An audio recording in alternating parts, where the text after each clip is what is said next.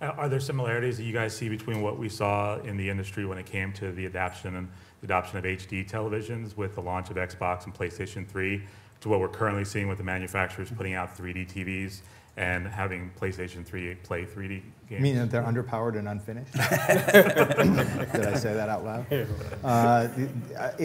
I think one of the real upsides of this, I want to emphasize this, there's a Trojan horse going in at the same time as 3D, which is in order to implement 3D on these televisions, they first of all have to have a panel that can operate at the refresh rate, but secondly, they have to have a CPU that can do the double decode. The net effect of that is all of these 3D TVs are very capable of other things. Like, is David still sitting over there? Like running David's client. You know, that same television that can do 3D has the same horsepower to run David's client, so suddenly it's a gaming console built into the television. So one of the things that's going on here is it's a revolution in the expectations of what capabilities the thin client called the television can provide. In the past, all it did was give us a raster beam. And if we were lucky, maybe some audio. Often no audio.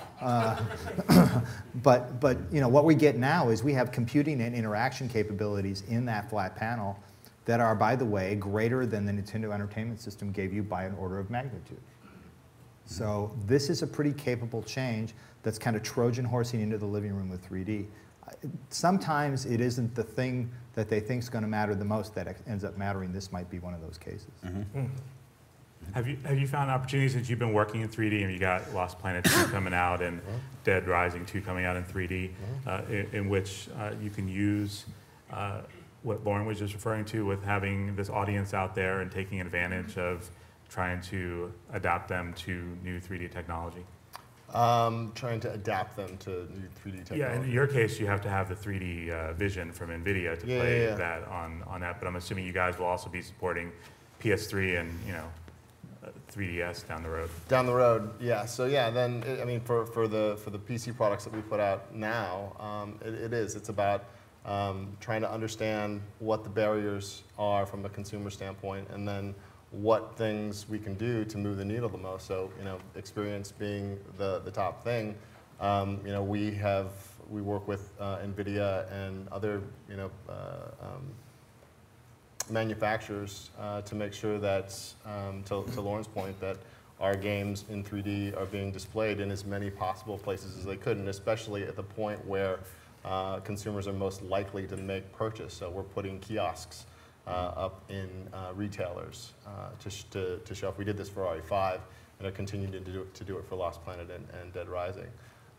That's what we see works the best. And then well, you're developing, I would say one of the things you get from this early advantage is you develop some expertise.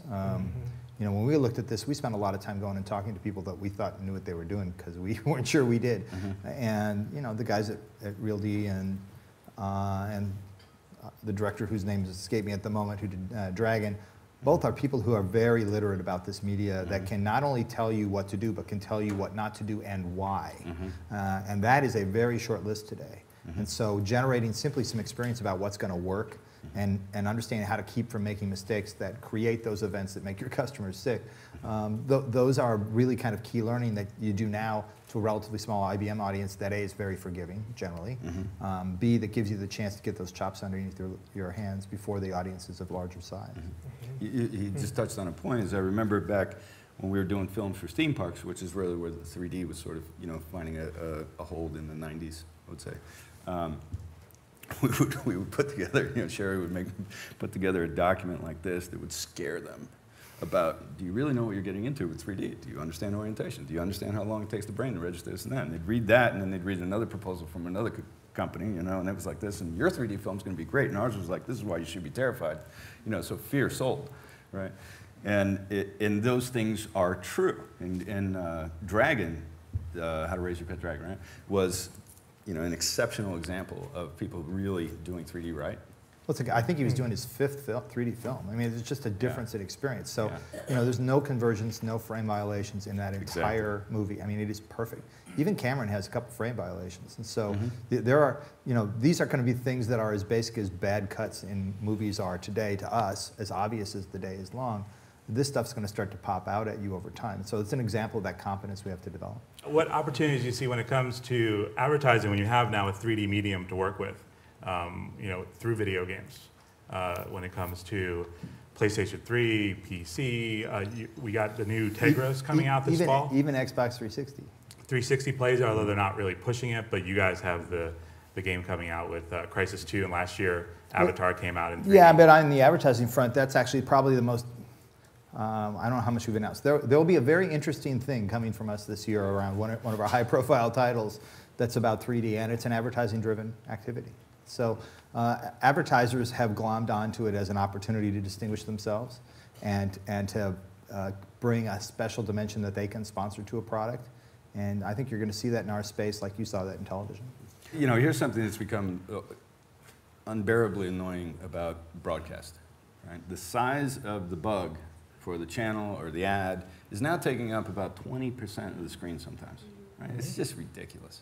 But and that's because we have a 2D plane that we're trying to convey this information in certain ways.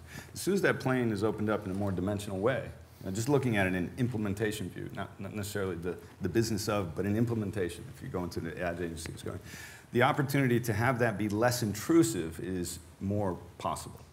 Right? So why did those things start happening in the first place? Channel flipping, we gotta let them know it's Fox, so just get it bigger. Now the show's this big and the logo is this big and you can't watch the show anymore, right? So the opportunity to start having catchy stuff that is less intrusive to the experience, I think, is there because of the added dimension. And on a 2D space, you're really limited by the aspect ratio of that screen. But now it could be, I could be watching the experience here, but something's walking across here that could be much smaller, not taking up as much of the content that I'm there to experience, but still giving me, the information that the advertiser's trying to get through. The heads-up display methodology, you can defeature it out when you don't want to see it. Yeah. From a marketing standpoint, we always look at, what kind of content we're putting out in front of consumers and how relevant is that to them. So we talked a little bit about the install base and about how we're in the 1.0 really stage of 3D and home, a home 3D experience. So at this point in time, the information about 3D gaming or advertising about 3D gaming is not as relevant to the audience that we're trying to reach based on how much we need to spend in order to get our message out there. For movies, it is relevant because you can go to a movie theater. If you see an ad for How to Train Your Dragon, you can go to a movie theater, put on 3D glasses, and have the experience. So for a home experience, that's a little different because if you don't have all those tools, then you have to go out and buy a 3D TV and buy the glasses, and then buy a PS3 if you don't already have one, and then then buy the game, and then you can have your 3D. So it's not as relevant yet. Although I think they're going to be. I'm really looking forward to the ideas that some of the people probably in this room come up with as that adoption occurs, and it will occur. When it comes to, again, talking about social, which is everything that we've been talking about throughout today, one of the big drivers besides the Nintendo 3DS will be mobile phones. They're already 3D auto stereoscopics already out in Japan, has been out for a while. Yep. This year you're going to start having the new Tegra 3D phones and 3D devices coming out across all different manufacturers in the fall. What role do you see those devices first? Because those are probably going to be out there before people are really experiencing social on the PC and PS3, having on changing the way people, going back to what you were talking about, Lorne, I mean, changing the way people are going to interact in 3D. What? I think I'm taking your phone here. The idea that, let's first take that this is in becoming more capable of already being a 3D device, right? In terms of its augmented reality possibilities. So if we talk to like a Lon Lee or someone who's doing augmented reality, alternative reality gaming marketing things, he was the first one who said, NVIDIA's putting GPUs in these phones, and this means this, and this means this, and I think pretty soon, I can look up at the Empire State Building and see King Kong up there if I'm looking at it through my phone camera. Right, so the idea of placing advertisements, people were asking me, you know, I got some tech and I'm doing this thing, what should I do? I said, well, why don't you make it so that if you look at your company through your phone on the street, you have, you know, Wally World or whatever, you know, this huge banner owning the street that you could never afford in physical reality. But if you were tempting someone to walk down the street and say, hey, look at this through your iPhone camera, and all of a sudden you go, oh, wow, that's cool. It's a real augmented reality application. So that's the real world getting a 3D render composite onto it being displayed again in 2D, right? But the 3D enhancement capability of that then can go compoundingly further. You know, exactly how, you know, I'm not sure. Oh, we're all going to look at me now. Yeah, I don't, you know, it's the smaller screens work better. Generally, the smaller the screen, the better they work without glasses. And the opportunity then is, can we start to reflect little windows into that experience that we can do on the bigger pictures to somebody that they can consume in a way they can do on the fly.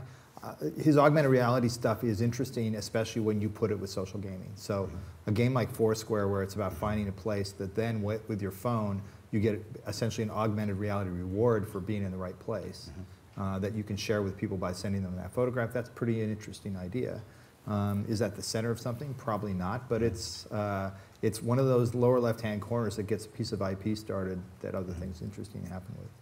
And I think the other thing to note too, I'm not cutting you off, am I? Not yet. is that, you know, we really have to think about what's being watched on these TVs today, really. Yeah. Right? So I have an HD TV in the bedroom. It's whatever, 60 inches, but mostly what's playing on it is half NTSC, crappy compressed YouTube videos.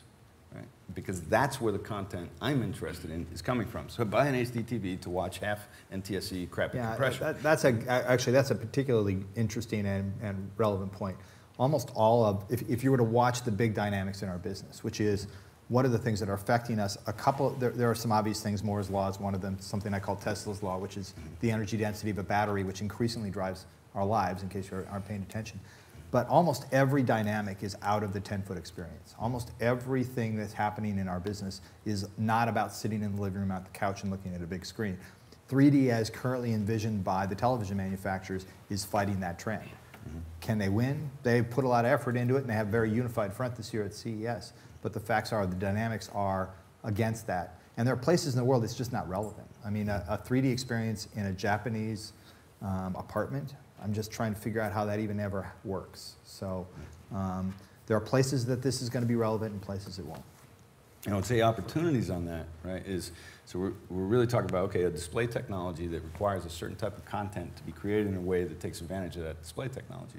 And I think the unexpected winners in this space might really prove to be people who figure out how to take the existing world of content and do things that add to that in a three-dimensional way, even if that content stays two-dimensional. Right? So we mentioned it slightly with the bug before, but I could be watching any YouTube videos, but someone who's trying to, you know, what do I do right now? I have to turn off that stupid, annoying, absolutely aggravating. You just want to put Betty Boop in our crumb. You just want to put Betty Boop in our crumb. Yeah. Yeah. So for us, so if experience is what drives the market and what drives adoption, and we want to drive adoption, back to your point, phones and the 3DS are a great way for us to get into the 3D space and support these platforms with 3D content that allow the user an experience that isn't at as high of a risk or price point as you would pay if you were going to set up your home with a, you know, TV and a console and that whole thing. So it behooves us to support that and then follow that up, you know, with and get people, because we know that people like 3D and we know that they're going to get hooked on this content and eventually they'll, you know, invest in the bigger 3D experience, and then we'll be there to take advantage and to capitalize on that opportunity when that becomes, you know, when it has an install base that will be able to support us being able to, you know, keep the lights on at Capcom. Yeah, I agree. Content bridging technology, even the things that I'm doing.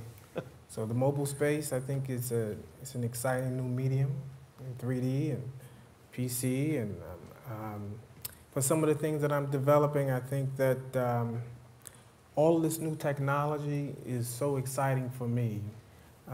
There's so many, as we discussed, so many unknown things right now, but I'm excited about it. You know, the mobile content, I'm not quite sure, but Could be interesting. The wall between video game marketers and consumers has crumbled.